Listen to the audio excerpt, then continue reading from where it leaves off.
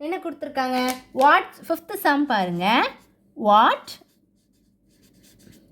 should be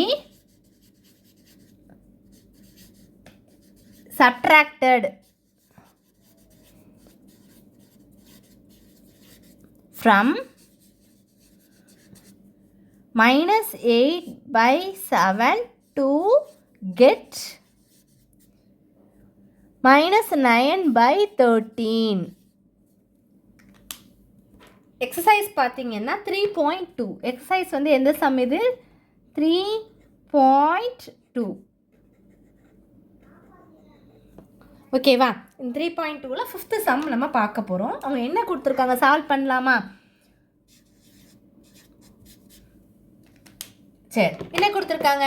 எந்த number கூட subtract பண்ணால் உங்களுக்கு வந்து எது கிடைக்கும் அப்படின்னு கேட்டிருக்காங்க. ஃப்ரம்னு கொடுத்து ஃப்ரம்முக்கு அடுத்து என்னது இருக்கோ அதுதான் சப்ட்ராக்ஷனுக்கு பொறுத்த வரைக்கும் அதுதான் ரெண்டாவில் இருக்க தான் போகணும். அப்போ -8/7 மைனஸ் என்ன சப்ட்ராக்ட் இதனால மைனஸ் சப்ட்ராக்டட்னால மைனஸ் எது நம்மளுக்கு தெரியாது value. So x equal to -9/13. அப்போ minus x which is equal to -9/13 -8/7 இங்கே போச்சுதுன்னா +8/7.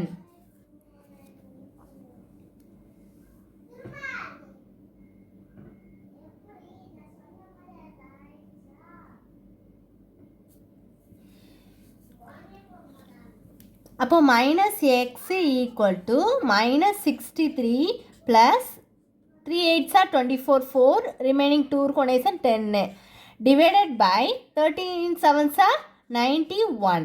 நெக்ஸ்ட் ஸ்டெப்பு இந்த பக்கம் என்ன வரும்? -x ஈக்குவல் டு 104ல் 63 மைனஸ் பண்ணால் 4ல் 3 போனால் 1 10ல் 6 போனால் 4 டிவைடட் பை 91.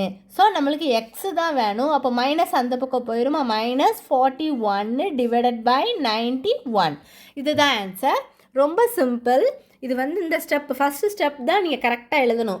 ஏன்னா வாட் ஷுட் பி சப்ட்ராக்டட் ஃப்ரம்னு கொடுத்துருந்தாங்க. நான் ரெண்டாவதுல இருக்கிற 8/7 அப்படி போட்டுட்டு எது கூட சப்ட்ராக்டட் தானே கொடுத்துருக்காங்க. அப்புறம் மைனஸு எதுக்கு வாட் ஷுட் பி எது தான் நம்ம கண்டுபிடிக்க போகிறோம். So X which is equal to -9/13 அப்படி போட்டுக்கணும். எக்ஸு தான் கண்டுபிடிக்கணும். ஸோ -9/13 அப்போ -8/7 இந்த பக்கம் வந்தால் +8/7. அப்போ ரெண்டையும் என்ன பண்ணணும்?